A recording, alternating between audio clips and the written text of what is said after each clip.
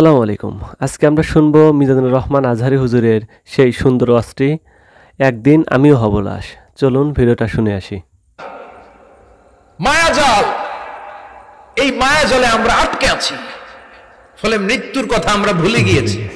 পাগলের মতো ছুটছি, আরো টাকা লাগবে, আরো খ্যাতি লাগবে, আরো যশ লাগবে, আরো দাপট লাগবে। আমার এত টাকা দিয়ে কি হবে? এত সম্পদ দিয়ে কি হবে? এত ব্যস্ততা দিয়ে কি হবে? তোমার স্টপ, থামুন, অনেক হয়েছে। আন্না, থামুন, take a rest, take a breath and think about death. Think that you have to go back to your Lord. একটু বসেন না, একটু ভাবেন যে আমাকে চলে যেতে হবে, চলে যেতে হবে। এই কোলাহল, এই ব্যস্ততা, এগুলো থাকবে, থাকবো না আমি। সাইয়েদনা ওমর ফারুক বলেছেন, মুতু ক্বাবলা আন তামুতু, মরার আগে একবার মরো। হাসিবু ক্বাবলা আন তুহাসাবু আলাইকুম, তোমার হিসাব নেওয়ার আগে তুমি একবার নিজের হিসাবটা করো না। কাগজ বের করে একটু লিখো না, কি কি ভালো কাজ করছিলা, যেগুলো দিয়ে নাজাতের ওসিলা হতে পারে। 1 2 3, আর কি কি আকাম কুকাম করছো দেখো না, লিখে দেখো তোমার অবস্থাটা কি। মরার আগে একবার মরো।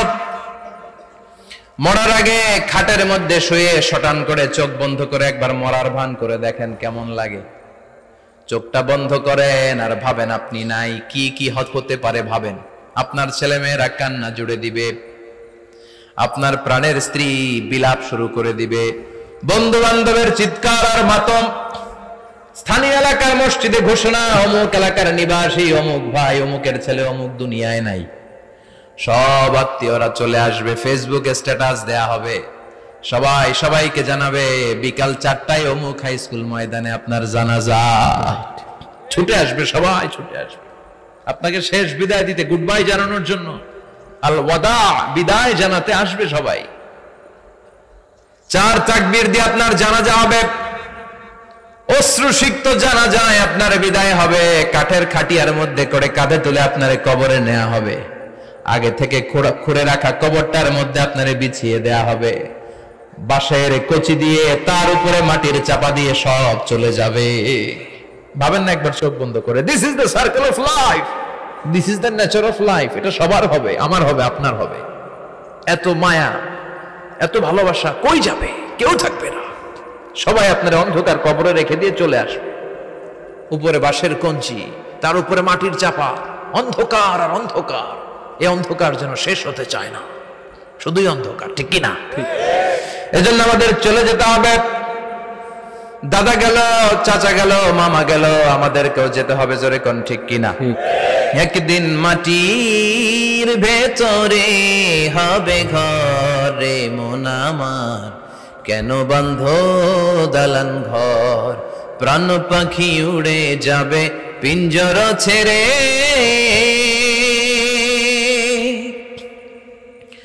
ধরা ধামে সবই রবে, তুমি যাবে চলে, বন্ধু বান্ধব যত, মাতা পিতা যারা সুত, সবই হবে তোমার পরে মন আমার, কেন বন্ধ দালান ঘর, একদিন মাটির ভেতরে হবে ঘরে মন আমার, কেন বন্ধ দালান ঘর, ঠিক কিনা?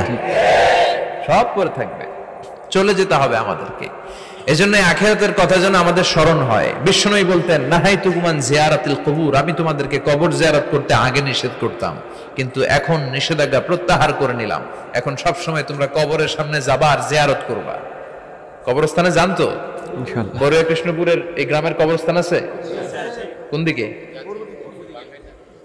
পূর্ব দিকে আছে, গোখরার জলের ওদিকে। যান আপনারা, একটু যাবেন, একটু গেলে আখিরাতের কথাটা স্মরণ হবে। ওখানে ছোট শিশুরা শুয়ে আছে, কিশোর যুবকরা আছে, আপনার মতো তাগড়া যুবক, মুরব্বীরা আছে। এরা এই এলাকায় থাকতো, এরা আকাশ থেকে নেমে আসে না, এই এলাকার সন্তান, আজ নাই। একটা সার্টেন পিরিয়ড শেষে আপনিও থাকবেন না। This is the nature of life, this is the circle of life. ছোট্ট শিশু হয়ে এসেছিলেন, শৈশব, কৈশোর, যৌবন, প্রৌঢ়ত্ব। আগে ছিলেন সিঙ্গেল, বিয়ে করে হয়ে গেলেন ডবল। এরপরে আল্লাহ আপনাকে একটা মেয়ে দিল, এরপরে মেয়েকে বিয়ে দিয়ে শ্বশুর হলেন, এরপরে ওই মেয়ের ঘরে সন্তান হতে নানা হলেন। আর কতদিন? অনেক দিন হলো তো, অনেক লম্বা সময় পেয়েছেন আপনি। Think about death. এবার যাওয়ার কথা ভাবেন, আখিরাতের সামানের কথা ভাবেন, ফিরে যেতে হবে। কি শক্তিশালী যুবক, বার্ধক্য চলে আসলে লাঠি ছাড়া চলতে পারে না। কুচকুচে কালো দাড়ি সাদা হয়ে যায়, দাড়ির শুভ্রতা, বয়সের ভার, রং ধরা যৌবন জং ধরে শেষ, ঠিক কিনা? This is the circle of life. যুবক ভাইরা, এটাই জীবন, চলে যেতে হবে, কেউ থাকতে পারবে না, ঠিক কিনা? ঠিক। এটা রিমাইন্ডার আল্লাহ এই সূরার ভেতরে দিয়েছেন যে তোমাদেরকে ফিরে যেতে হবে, এই লোভ লালসা ছেড়ে দাও। রব্বুল আলামিন বলেন, আলহাকুমুত তাকাসুর হাত্তা যুরতুমুল মাকাবির। ও গোলাম, দুনিয়ার সম্পদ, লোভ লালসা তোদেরকে পাগল বানিয়ে দিয়েছে। এই লোভ পাগলামি কোনোদিন তোদের থামবে না যতদিন না তোরা কবরে ঢুকবি, ঠিক কিনা? কার কথা? আল্লাহ। আল্লাহ বললেন, দুনিয়ার সম্পদ আর লোভ আর মোহে তোমরা গাফেল হয়ে গিয়েছো। আখিরাতের কথা বেমালুম তোমরা ভুলে গিয়েছো, কিন্তু আখিরাতে তোমাদের যেতেই হবে, কবরের বাড়িতে তোমাদের ঢুকতেই হবে, ঠিক কিনা? যেতেই হবে, আমরা ভুলে যাই। আলহাকুমুত তাকাসুর, অতিরিক্ত পাওয়ার লোভ, বেশি বেশি খাওয়ার লোভ, বেশি বেশি জমানোর লোভ মানুষকে গাফেল বানিয়ে দিয়েছে। এটা মানুষের স্বভাব, আরো চাই আরো চাই, এই স্বভাবটা আছে না নাই? দেখবেন ছোট বাচ্চারা মসজিদের দোয়া অনুষ্ঠান শেষে জিলাপি দেয় না? বড়ে কৃষ্ণপুর কি দেয়? আগে বাতাসা দিত না, এখন কি দেয়? জিলাপি। জিলাপি দেয়, মিষ্টি দেয়। তো মসজিদের 2-3 গেট থেকে যদি দেয়, ছোট বাচ্চারা দেখবেন এদিক দিয়ে কয়েকটা নিয়ে আবার ওই গেটে লাইন ধরে। ওর হাত হলো ছোট হাত, ওর হাত ভর্তি জিলাপি, আর নেওয়ার জায়গা নেই, এরপর আরেক জায়গায় লাইন ধরছে, আরো লাগবে, আরো লাগবে, এই আরো আরো আরো চাই। এই স্বভাবটাই মানুষকে কুড়ে কুড়ে শেষ করে দিয়েছে। এত লাগবে কেন তোমার? চাহিদার কোনো শেষ নাই, unlimited demand of human being. যার আছে বেশি তার চাই বেশি, যার সাইকেল আছে তার হুন্ডা চাই, হুন্ডা আছে তো প্রাইভেট কার চাই, প্রাইভেট কার আছে তো প্লেন চাই, প্লেন আছে তো হেলিকপ্টার চাই, হেলিকপ্টার আছে তো ওইটা চাই, ওইটা আছে তো সেটা চাই, ঠিক কিনা? এলাকার মেম্বার যে হয়েছে চেয়ারম্যান হতে চায়, আছে না নাই? চেয়ারম্যান সাহেব এমপি হতে চায়, আছে না নাই? এমপি সাহেব মন্ত্রী হতে চায়, আছে না নাই? মন্ত্রী সাহেব প্রধানমন্ত্রী হতে চায়, আছে না নাই? কিন্তু এই দেশে সুযোগ নাই। কথা কন, এই দেশে প্রধানমন্ত্রী সিলেক্টেড, 2-3 জনের বাইরে কেউ প্রধানমন্ত্রী হতে পারবি না, ঠিক কিনা? আমার এই জীবনে তো আমি 2-3 জনই দেখলাম। বেগম খালেদা জিয়া, মাননীয় প্রধানমন্ত্রী শেখ হাসিনার ছোট্টবেলা দেখেছি এরশাদকে, আমরা তখন ছোট। তো মানুষের চাহিদার কোনো শেষ নাই, যার আছে বেশি তার চাই বেশি। এজন্য বিষ্ণু বলেছেন, উনজুরু ইলা মান হুয়া আসফালা মিন, তোমার চেয়ে যে খারাপ আছে ওর দিকে তাকাও। ওয়ালা তানজুর মান হুয়া আ'লা মিন, তোমার চেয়ে যে ভালো আছে ওর দিকে তাকায়ও না, তোমার চেয়ে যে খারাপ অবস্থানে আছে ওর দিকে তাকাও। অনেকে নিজের অবস্থান নিয়ে সুখী না, এরকম আছে না নাই? আল্লাহ আমার এটা দিল না রে, ওইটা দিল না রে, পাইলাম না রে, কিচ্ছু হয় না, কি করব জীবনে, হতাশ। আসলে আছে কিন্তু অনেক, কিন্তু শুকরিয়া নাই, ডাকাত, ঠিক কিনা? নিজের অবস্থান নিয়ে সুখী না, কিন্তু অনেক লোক আছে তারা আপনার অবস্থানে পৌঁছতে চায়। তাদের দিকে তাকিয়ে দেখেন, আপনি যে অবস্থানে আছেন এই অবস্থানে পৌঁছাটা অনেকের কাছে স্বপ্ন। তারা প্রতিনিয়ত সংগ্রাম আর স্ট্রাগল করে যাচ্ছে আপনার অবস্থানে পৌঁছতে, আর আপনি এটা নিয়ে সন্তুষ্ট না। শেখ সাদির নাম শুনেছেন? জি। বালাগাল উলা কাশাফাত দুজা, এই কবিতাটার রচয়িতা ইরানের বিখ্যাত এক কবি। উনি একবার আর্থিক সমস্যার মধ্যে দিয়ে সময় কাটাচ্ছেন, টাকা নাই, পয়সা নাই, পায়ে দেওয়ার মতো জুতা নাই। উনি খুব দুঃখ পেলেন, হায় রে, আমি ইরানের এত বড় কবি, আমার পায়ে দেওয়ার মতো জুতা নাই। দুঃখ ভরা মন নিয়ে রাস্তায় হাঁটতে বেরোলেন। হাঁটতে হাঁটতে হঠাৎ দেখলেন একটা লোক শুয়ে শুয়ে কাঁদছে, ওই লোকটার 2টা পাই নাই, পাই নাই। উনি সেজদায় পড়ে গেলেন, আল্লাহর কাছে ক্ষমা চাইলেন, আল্লাহ অনেক দিয়েছো, শুকর আলহামদুলিল্লাহ। এজন্য যেই পরিস্থিতিতেই থাকি না কেন আমরা কি পড়বো? আলহামদুলিল্লাহ। জোরে বলেন, কি পড়বো? আলহামদুলিল্লাহ। এজন্য আল কানাতু মিনাল ইসলাম, অল্পে তুষ্ট থাকার নাম হলো ইসলাম। সম্পদ লাগবে কিন্তু সম্পদের পাহাড় লাগবে না, ঠিক কি না? অল্প খান, অল্প পড়েন, অল্প জামান, অল্পের ভেতরে বরকত ঢুকায়া দিছে কে? দেখবেন যাদের সম্পদ অল্প তারা সুখী বেশি, জরিপে এটা দেখা গিয়েছে, অনেক সার্ভেতে এটা এসেছে, যারা সম্পদশালী এরা দুঃখী বেশি, এদের দুঃখ বেশি, টেনশন বেশি। খুব স্বাভাবিক, টাকা যার বেশি রোগ তার বেশি, টাকা যার বেশি টেনশন তার বেশি, টাকা যার বেশি ঘরে শান্তি তার কম। আছে না নাই? ঘরের ভেতরে অশান্তি, ছেলে কথা শোনে না, ছেলে টানে গাঞ্জা, মেয়ে করে পরকিয়া। আছে না নাই? স্ত্রী কথা শুনে না, ভালোবাসা নাই, ঘরটা জাহান্নামের টুকরা। রোগ বালাই, এক একটা হসপিটাল বিল পরিশোধ করতে মাসে 5 লাখ 10 লাখ। আছে না নাই? কিছু খেতে পারে না, ডাক্তার একেবারে ডায়েট মেনু বেঁধে দিয়েছে।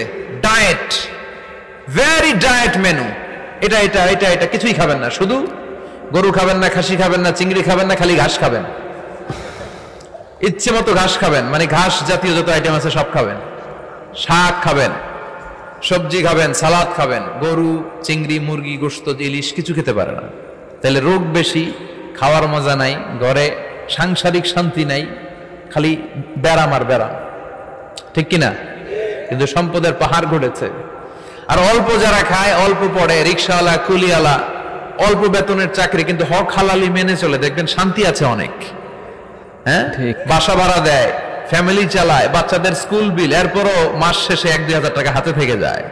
আর ওর প্রতি মাসে 10 কোটি টাকা ইনকাম, তারপরও ব্যাংকের ঋণ আছে না নাই? সুখ কারে বলে? কিভাবে আপনি সুখকে ডিফাইন করবেন?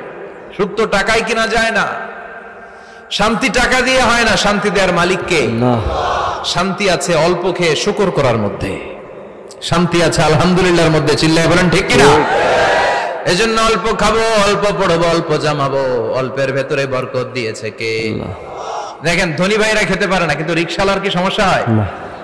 রিক্সাওয়ালারা সব খেতে পারে। কুলিওয়ালা, দিন মজুর, এরা একেবারে স্লিম সুঠাম দেহি, মেদহীন পেট, পেটে কোনো মেদ নাই, ভুড়ি নাই। আর কোটিপতিদের মেদ আছে না নাই? এত বড় বড় পেট। ঠিক কিনা? আমাদেরও পেট আছে, তবে হালাল পেট, এটা হারাম টাকা দিয়ে এই ভুড়ি বানাই নাই আমরা। ছেলে বলেন ঠিক কিনা? রিক্সাওয়ালা, কুলিওয়ালা নিজেও নামাজ পড়ে, বউ নামাজ পড়ে, বাচ্চাটাও নামাজ পড়ে, রিক্সা চালায় আর জিকির করে লা ইলাহা। চমৎকার কণ্ঠে এতক্ষণ আমরা শুনছিলাম মিজানুর রহমান আজহারী হুজুরের সেই সুন্দর ওয়াজটি। আসলে তিনি আমাদের বোঝানোর চেষ্টা করলেন, আমাদের সকলকেই একদিন চলে যেতে হবে, আমরা কেউ থাকতে পারবো না। দুনিয়ার লোভে পড়ে আমাদের কখনোই হারাম খাওয়া যাবে না, হারাম হালাল বেছে আমাদের খেতে হবে। আমরা যতটুকু সামর্থ্য আছে তার চাইতে আরও বেশি চাই, আমাদের চাওয়াটা একটু অতিরিক্ত বেশি। তিনি এটাই বোঝাতে চাইলেন যে যেটাতে আছে তাতেই যেন আমরা সন্তুষ্ট থাকি। আসলে সন্তুষ্ট থাকার মধ্যে আল্লাহর বরকত আছে। আর যার কোটি কোটি লক্ষ লক্ষ টাকা আছে, যদি আল্লাহর নিয়ামত না থাকে বা শুকর না থাকে, তাহলে কখনোই সে টাকায় আরাম আসতে পারে না। যেমন তিনি বুঝিয়ে দিলেন একজন রিকশাওয়ালা আর একজন ধনী লোকের উদাহরণটা দিয়ে। আমাদের সবাইকে জেনে এবং বুঝে আমল করার তৌফিক দান করুন। ধন্যবাদ সবাইকে এতক্ষণ সাথে থাকার জন্য।